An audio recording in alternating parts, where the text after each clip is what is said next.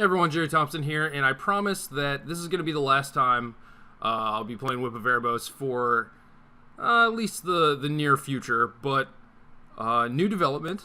I don't know if you saw this, but Brad Nelson won the Players' Championship with this deck, so I worked on him a little bit with the deck, and he also had a very nice support group with Willie Adel and Josh Utter-Layton and Todd Anderson and, a few other people.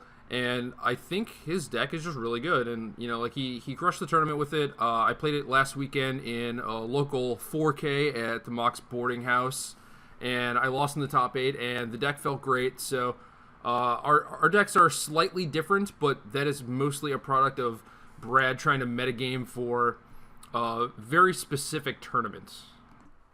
So, for example, Brad did not feel like he was going to face many Planeswalkers in the tournament, and that's probably a pretty reasonable call considering what he knew the 16 players in the tournament, or 15 other people, and, he knew their tendencies and what they were likely to play and show up with and everything. So he had more cuts, Sultai Charms instead of downfalls, and a couple downfalls in the sideboard, but given an open metagame, I think you really need these downfalls, so I made some slight changes to his list, and I like them a lot, given the field that I actually played in. So, as always, if you expect certain things to be going on in your area, feel free to tune the deck as necessary, because, not all the metagames are the same. So, you gotta cater to what you're going to be fighting against. So, we are...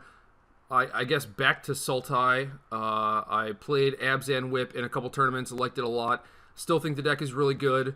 Just want to give this deck a try, basically because we have Sidisi instead of Siege Rhino, and Sidisi helps the deck a lot more than Siege Rhino does, but I think overall Siege Rhino is a more powerful card. But when you have Sidisi in your deck, you tend to go through more cards, you mill cards off your deck faster, and that makes your late game more powerful when you have things like Whip of Erebos, Farika, Soul of Innistrad, stuff like that. So, I want to give that a shot, and Sidisi is pretty reasonable with Whip. I know, from playing the Abzan deck, there were definitely more than a few occasions where I would be whipping back a Satyr Wayfinder just to try and dig myself a little bit deeper, try and put some more creatures in my graveyard, maybe find a Hornet Queen, and this deck basically has none of those issues, just because you have Sidisi and you're milling yourself a lot more often. So even if you play it and they kill it, and I think most people know this, but not everyone might. So if you play Sidisi and with the trigger on the stack your opponent kills it, you do not get a zombie. So if you're playing against Sidisi, not necessarily with it, and you want to time your removal spells in the most correct fashion, I guess, it is when Sidisi is on the stack. You kill this, and she needs to be in play for when the cards get milled for you to get a zombie. So, most of my opponents knew that, some of them did not. So, there's definitely something to watch out for. But it's you play this, they kill it. Okay, sure, you don't get a zombie, but you milled 3 cards, and a few turns later, maybe you whip back the Sidisi, ETBs, you mill 3 cards, attack trigger, mill 3 more cards, and it's you've now gone through almost 10 cards more than the Abzan deck would have. So this deck does the graveyard thing a lot better, but it doesn't have that nice buffer that Siege Rhino gives you. So it's certainly a give and take. I think the Abzan mana base is actually better because it has Windswept Teeth. I think you really want a green fetch land as opposed to a fetch land that gets your 2 off colors, because you don't end up being able to play a bunch of the off color fetches. I can't really play 4 deltas with an island and 3 swamps, just because that's too many sources of mana that aren't green, and I have Corsair Crew Fix in my deck, so that doesn't really work. So the mana on this deck is good but not great. I had 5 Pain lands in the Abzan version and felt like it was too many, and this deck has 7. So if that gives you any indication, the mana base is good but it is not perfect. So there are pros and cons to each. But with Sidisi, it allows you to play more Murderous Cuts, since you are going through your deck faster. I still only have 3, which is probably a little on the low end, but I could totally see playing 4. The only issue is that I want the downfalls for the hard to kill permanents. Murderous Cut does not match up well against Sarkin. It doesn't match up well against Ashiok, things like that. So I would rather have a mix, but I can certainly see it where, you know, there are metagames that have a bunch of Stormbreath Dragons or just like a bunch of Abzan decks that don't have Planeswalkers, and you just want all the cuts, and that's perfectly fine. You can certainly play 4 cuts in this deck, and for the most part, they will be 1 mana. Cut is just phenomenal in this deck, but if I want a 7th removal spell, it would probably be the Murderous Cut, but, you know, who knows. So other than that, a lot of people have gone, like, kind of up on Doomwake Giants, and I'm not quite there yet. Jeskai tokens is a thing. Doomwake Giant is great against them. It is also pretty good game 1 in the mirror match when both players have Hornet Queens, but you see I've gone down on Hornet Queens as well, because I think a lot of people are going to go up on Doomwake Giants, and even if it's not Doomwake Giant, you know, if they're not playing black, they are going to have some sort of answer to Hornet Queen, at least post-board, if not in game 1. So you see things like Abzan Aggro having 4 Bile Blights main deck. Like, you cannot lean on Hornet Queen like you used to.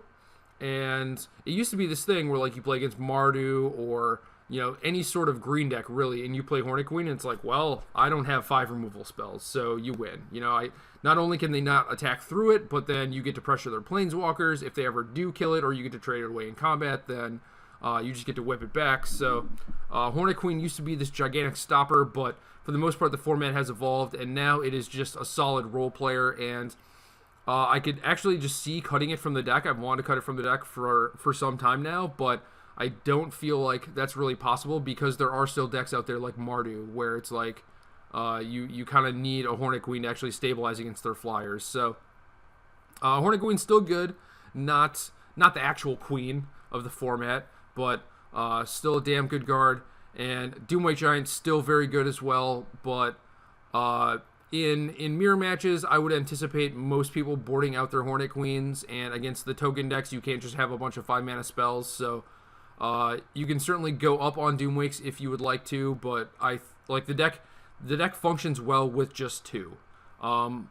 You do need the 2, though, because one thing about this deck, especially since you're milling yourself so much, you get to set up Soul of Innistrad rather easily, and at that point, you can do things like return.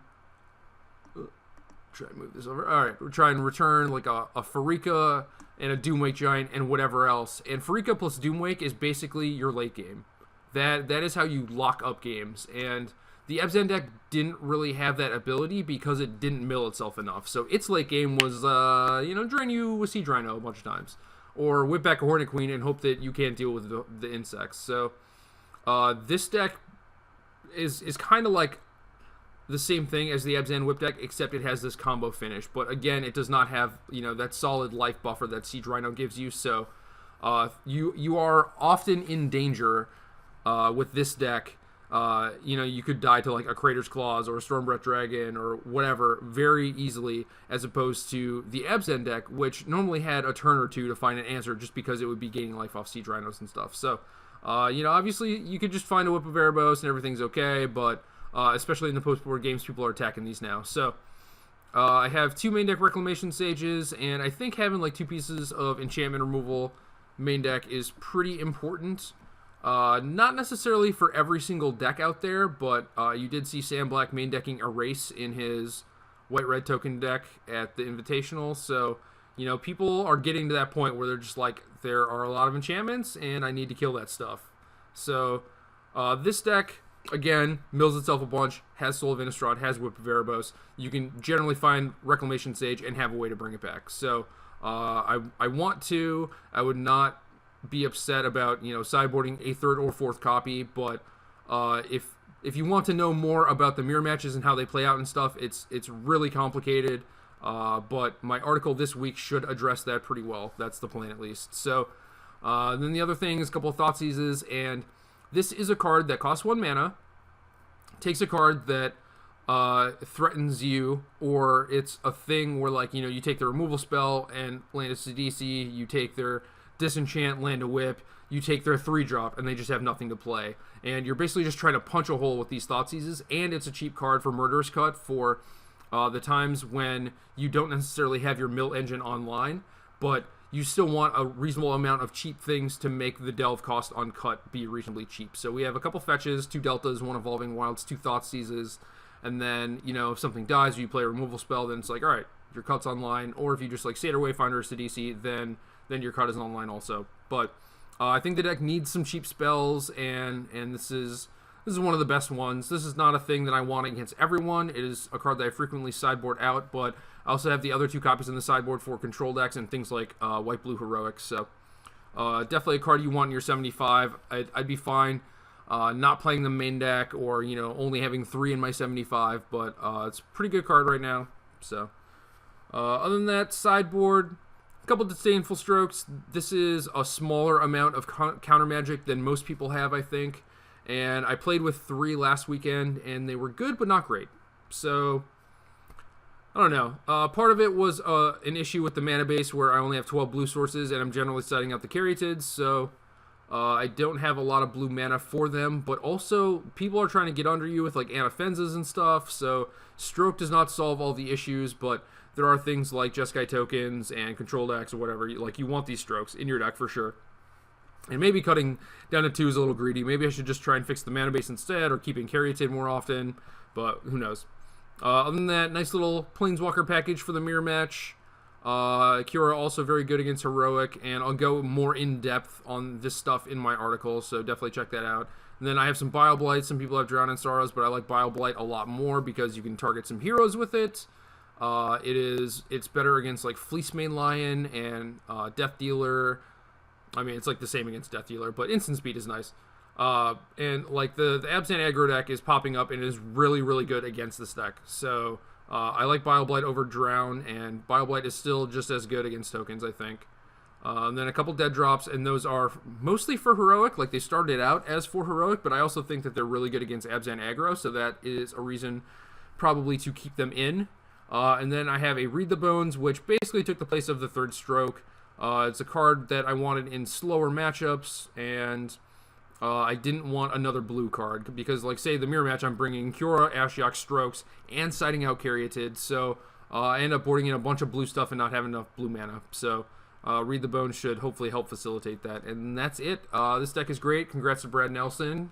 He is awesome.